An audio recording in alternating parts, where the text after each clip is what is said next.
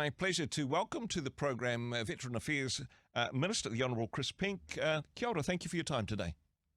Kia ora, and thanks for the opportunity to join you at this special time for our nation. Now, Veterans Minister, but this is one of, many portfolios that you hold. This one, a special one for you, Chris?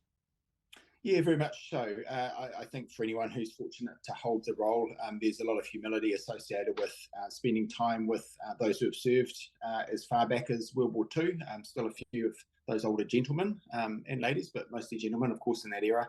100 plus now, most of them, but more recent cohorts too, through to Vietnam and more contemporary conflicts. So certainly to have, on behalf of government, the role of understanding the things they've been through and how we can support them now is a real honour. And now this is part of your own story as well. You are a veteran of the armed services, of the Navy, but not the New Zealand Navy. How did that work out, Chris? Yeah, I mean, it's a story. I suppose I don't proactively lead with that. I mean, it's, if I'm meeting with people who have served, in some cases in great situations of danger, yep. Or, over a long period of time, I hesitate to raise my own background. It doesn't seem right. But seeing as you ask, I did spend a bit of time in the Navy.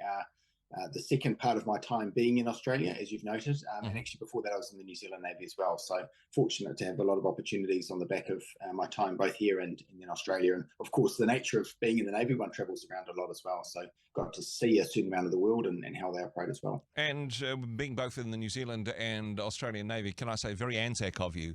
Actually, yes, that's right. Well, it's a common theme actually to sort of, in terms of today's defence, recent release of the Defence Capability Plan, for example, without getting into all the geopolitics. Suffice to say, we know that we need to work even more closely than ever before with our friends and allies across the Tasman. So all trans-Tasman rivalry aside, that's clearly a major theme of where policy needs to go for the future. And while you rightly say, I mean, you don't have an extensive military career. Is it important, I think, for a minister holding this portfolio to have some understanding, some experience of what it means to be a member of the armed forces?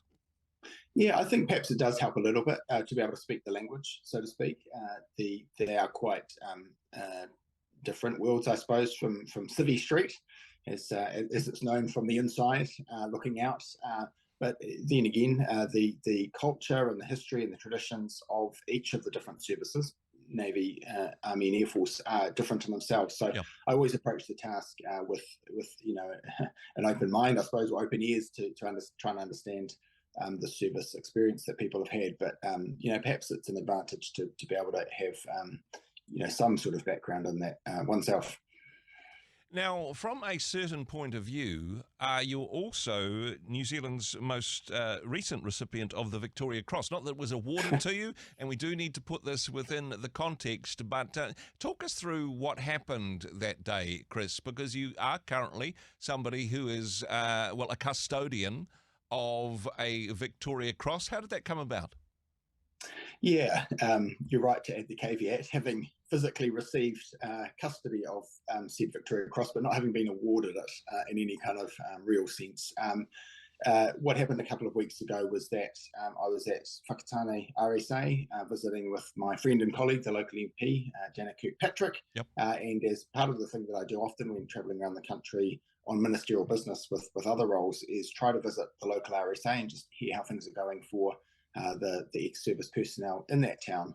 And I had known that Mr. Apiata would be there. I've met with the good warrant officer before, so it was nice to reconnect with him. But he made some comments along the lines of a discussion that's been held in the veterans community over a few years now, and really backed that up in the physical manifestation of the service ethos that he wanted to bring forward in the shape of the Victoria Cross itself, and physically handed it to me as a symbol of his desire that it unify all those who until now haven't been recognised as veterans. And it was important to him that I take that to Parliament, and just to be clear, it's not any longer physically at my residential home. I feel I should add that for security reasons. Yes. But a real important and symbolic gesture from Willie that day, and I committed to come back to him to continue the conversation, of course, to return the medal itself. Now, was that something which is expected? Was that discussed beforehand, or did that come as a little bit of a surprise for you on the day, Chris? It came as a shock, actually, more so than a surprise, Yep. if I'm honest. And I don't think anyone else in that room was aware that that was about to take place either. I whispered to my colleague when he was talking about, his desire that the torch be carried, I suppose, Yep. that be borne by me in that quite physical manifestation with the cross itself. And I sort of nudged her and I said, "Is this really happening?"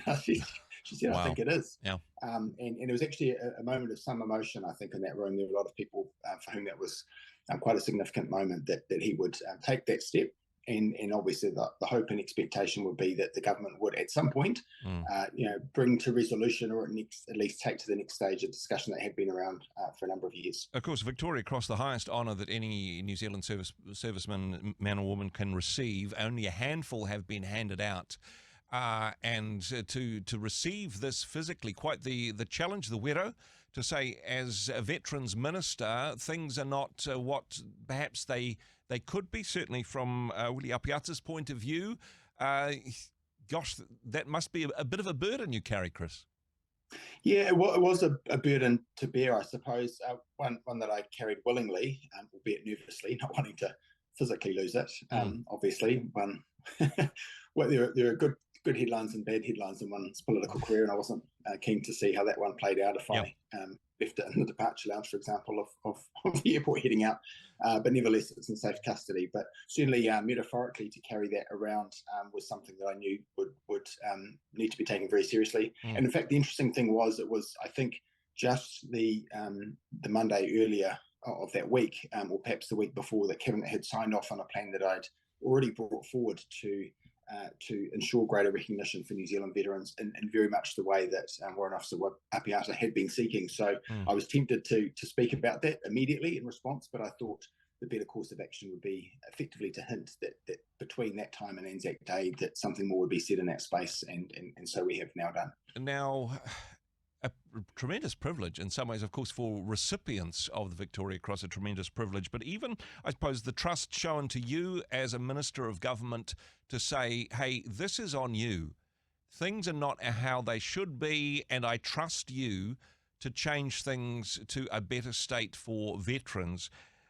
What do you think Warrant Officer Apiata's hopes and aspirations are, and do you think that they are achievable under your watch? Yeah, the short answer is yes. I think we can move in exactly the direction that Warrant Officer Apiata had intended, and maybe we can talk about that in a moment. Yep. But the thing that he said to me afterwards, and it wasn't a part of his prepared statement, and I don't think it was picked up by the media, but he said, use the power of the Victoria Cross. He was anxious that it become a focal point or an enabler of a discussion that needed to be had anyway, separate to the physical medal itself. But I think he knew, and he was quite astute to understand that by making that gesture, and with one media outlet in the room, but of course you only need one for that story to travel, that it would become galvanizing in terms of its effect to have that conversation. And it was perfectly timed as far as I was concerned, because having had the government decision to do a few things that I think would be viewed very kindly, or looked upon well by Mr. Apiata and others, that was frankly very well timed, and, as I say, and quite helpful as well. Now, it certainly got your attention and the media's attention, as you mentioned, but I don't get the sense in any way that this was some type of a stunt. This was done very sincerely and with humility. And for our perhaps most recognised soldier in New Zealand, for him to say, hey, I'm getting the recognition, but not everybody who has served our country is getting the recognition they deserve, perhaps. Yeah, I think that's very well expressed, Andrew. I think that was exactly his point, that while he was, quite rightly already recognised for a particular act of not just service, but courage, gallantry, self-sacrifice, had things gone as they could well have in that day that he earned the cross. Nevertheless, that was his point, was that others whom he had served alongside weren't even being recognised as veterans, to the point that because there is a law on our statute book at the moment that expresses a definition of a veteran, that doesn't include others who have served, in some cases for many years, without any kind of symbolic recognition, let alone tangible, physical assistance in the form of government services, that seemed to him a wrong that should be righted. And he spoke, I think, on behalf of many who have been expressing this for some time, and whom we've been pleased to hear and to respond to that call. And now, as you say, steps had already been planned, and steps have since been taken since that meeting. Talk to us about that process. What is underway, Chris? Well, there are three main things really, and they all fit, broadly speaking, under the heading of better recognising our former service personnel, and that reality at the moment that we have a law of the land that says only a certain category of those who've served currently are understood and entitled to call themselves veterans has been a sore point for many years. Mm-hmm. So the first thing is to have a piece of legislation that counters effectively that misleading impression, whereby a veterans recognition bill, or perhaps legislation of similar name, but as a working title, let's go with that, would set out an expanded definition of veteran. So anyone who's served effectively for 3 years or more, or for a lesser period of time, but who has deployed, even if that doesn't give rise to the entitlement under the Veteran Support Act, which is the existing legislation, nevertheless will be able to be known as a veteran and have the respect and the mana that goes with that. And that would include a covenant, sometimes known as a kawanata, which is effectively a transliteration of that word in Te Reo Māori, which was the subject of a original proposal by then Minister of Veterans, Ron Mark, and successive governments have grappled with the idea of doing something along these lines. Huge public support for the idea and within the veteran community, or the ex-service personnel community, just to be technical for a moment in terms of them not being veterans, which is the point, but to set that out in legislation, as they do in other similar jurisdictions, for example, Australia. So if we effectively match what our friends and allies across the Tasman do, for example, then that will take us, I think, in the right direction. And then some other measures that we announced were to have a national day, not a statutory public holiday, to be clear. So different from Anzac Day in that respect, but also different from Anzac Day in terms of being focused on contemporary veterans and some of the implications for that in terms of awareness that there's a more diverse range of people who are veterans these days, not just your grandfather or your great-great-grandfather. And of course, I say that with no lack of respect or wanting to diminish one iota from the incredible things that those generations did, on whose shoulders we stand today. But to sort of broaden that conversation, including the mental health as opposed to just the physical health implications of deploying. And then the final element, which is linked to the National Day of recognition of service, would be an award ceremony. And that will enable us to duly recognise people who are doing incredible things in the space to support our veterans, and in some cases the veterans giving back to New Zealand or continuing to serve New Zealand but in a different way after handing back the uniform. Now, this has gone from a proposal to a bill. It's had its first reading in Parliament. What's the progress on this? Yeah, in fact, the bill's been drafted. It hasn't actually been introduced to Parliament yet, but we're really looking forward to that taking place. And one of the reasons I'm keen to see that progressed is because, having talked about taking the conversation to the next level, which was the language that I settled upon in that moment when Mr. Apiata had said his piece and before I got up to respond. And the point about that is there will be an opportunity for public submissions and engagement through a select committee process. And we're genuinely open to expanding the definition still further or adding other measures that would be appropriate to support and recognise veterans. But the point isn't, it's not just a conversation anymore. It's not just a discussion. It's not an ongoing debate about what we could or should do in this place. This is legislation that will crystallise into the law of the land. So anyone who makes a contribution in that regard will be having an opportunity to contribute to that process. And of course, the conversation ongoing as to who's in and who's out, I suppose. Do you have to, for example, as you mentioned, be deployed? Do you have to have had active overseas service in a combative or in a military role, or being part of the military in New Zealand?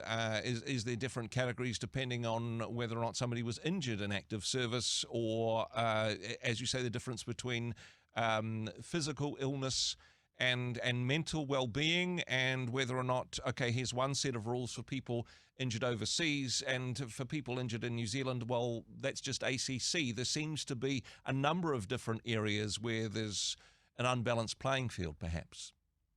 Yeah, I mean, you've described very clearly, actually, a number of the key debates within this broader discussion. One is overseas deployments versus being onshore. And I mean, it seems to me that if we recognise for example, through medals or otherwise, people who have served in Pacific nations facing natural disasters in every Pacific nation but New Zealand, or we recognise those who are in dangerous or frankly difficult environments, recovering dead bodies following the devastation of earthquakes or floods or natural disasters such as the Whakaari White Island disaster, where our Defence Force personnel were on each of those. If that, in terms of overseas deployment, would be recognised in a particular way, but not the equivalent in New Zealand, then that seems to me an anomaly and therefore problematic and unfairly exclusive. So those are part of the discussions we're going to have. And again, I know it will bring out a lot of those kinds of stories and comparisons. So I suppose the risk is always when you start a conversation, you don't know where it will go exactly. And you don't know the things that people say. And there'll be people, no doubt, who say that we should be more restrictive in terms of that definition and that we don't want to dilute the meaning of that word. But there'll be others too who say we should be more expansive, as they are, for example, in the UK and Australia, where simply signing up, putting one's name on the dotted line or technically attesting to serve in one of His Majesty's services is enough to be called a veteran. So let the debate unfold. As far as I'm concerned, I welcome it all. And certainly if any of your listeners and viewers have strong feelings in this regard, we'd love to hear from them. Circling back, though, to what Warrant Officer Apiata wants, what would satisfy him? What would be the grounds on which he would be happy to receive back his Victoria Cross? Has he made that clear to you? Well, I've been in touch. Actually, I met with him again following that occasion, and since then we've exchanged messages and committing to continuing the discussion. So I look forward to doing that, and it's for him to speak on his own behalf in terms of how he views it, of course. But I suppose I should note, for the sake of completeness, that there is a discussion in among some a desire that the entitlements that are currently available under the legislation currently to those who have been injured or ill in certain operational deployments that reach a certain threshold, there's a discussion that those should be broadened out to a much wider range of people who have served. But it seems to me that the line is drawn in the right place, the appropriate place for those. And of course, if we broaden out that system too much, then we risk spreading too thin the resources. So, there's always a balance to be struck. But certainly I look forward to continuing that and every other part of the discussion with Mr. Apiata. And it's not, hey, whatever it takes. I suppose there is an extent which is of what is possible, both politically and financially. This is the nature of politics, I suppose. Yes, let's have the conversation, let's have the korero together, but at the end of the day, as a Veterans Minister, decisions will need to be made. They'll need to be drafted into legislation and voted on. Yeah, of course, you're right in saying that.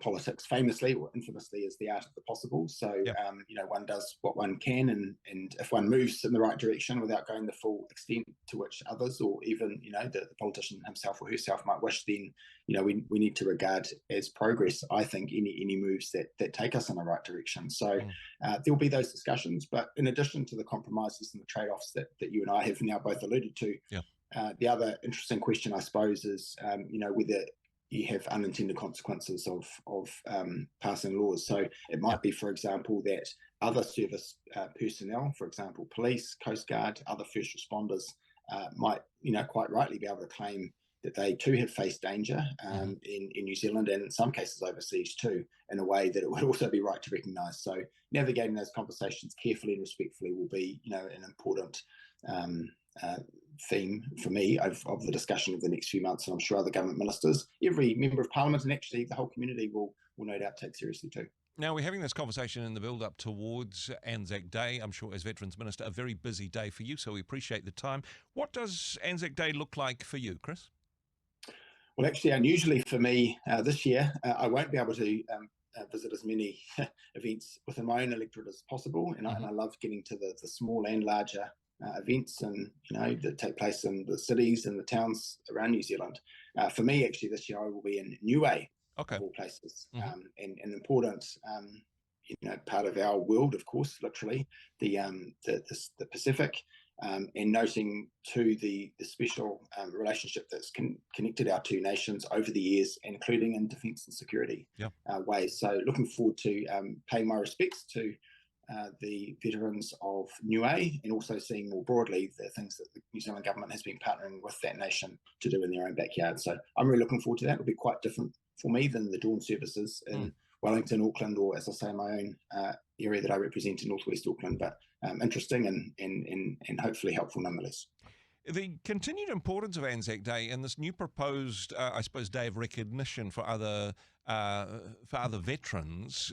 In some ways, this adds to and doesn't take away from Anzac Day. But why do you feel that Anzac Day continues to be so important for us as a nation?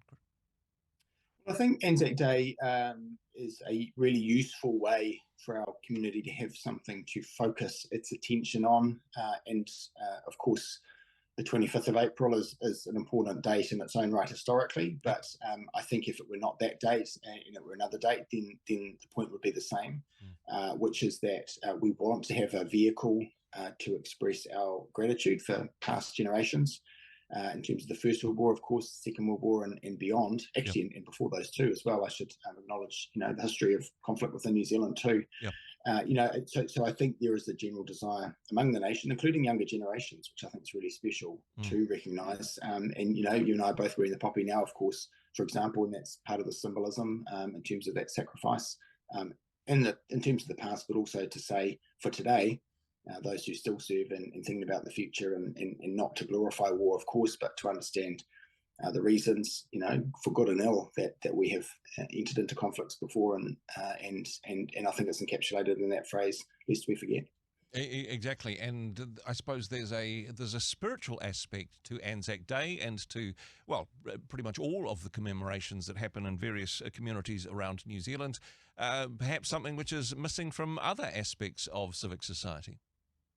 Yeah, well, no doubt many of your listeners and viewers will quite rightly recognise, of course, that spiritual dimension. And I think it's really special personally in terms of the way that I view Anzac Day. The prayers and the hymns, Abide With Me, of course, being a classic, but by no means the only one. And then, I was going to say in the secular realm, in terms of national anthems, but of course, New Zealand's own anthem being a career fact in itself. Yeah, exactly. God Defend New Zealand, clues in the title. But of course, these are deeply spiritual, or at least personal, I think, and emotive, and even metaphysical, even for those without a particular faith, Christian or other. So I think it's important in our very secular world that actually sometimes we do take a chance to recognise and reflect on powers and motivations and forces greater than ourselves. Well, Chris, we appreciate your time. Thank you for the work that you do. All the best with the discussions that I'm sure will follow, and getting the Victoria Cross back into the hands that earned it, I suppose. Chris, thanks for what you do. Thanks for joining us today. Thank you, Andrew. Hey, thanks very much for joining us in the Rhema studio. Thanks very much for watching the interview. It's kind of nice to have an audience, actually. And if you did like what you watched, then do give us a like, do give us the thumbs up. And if you'd like to see more interviews like that one, or perhaps even better, subscribe and those interviews will come straight to you. Don't forget to turn on your notifications, and we'll see you in the next one. Cheers.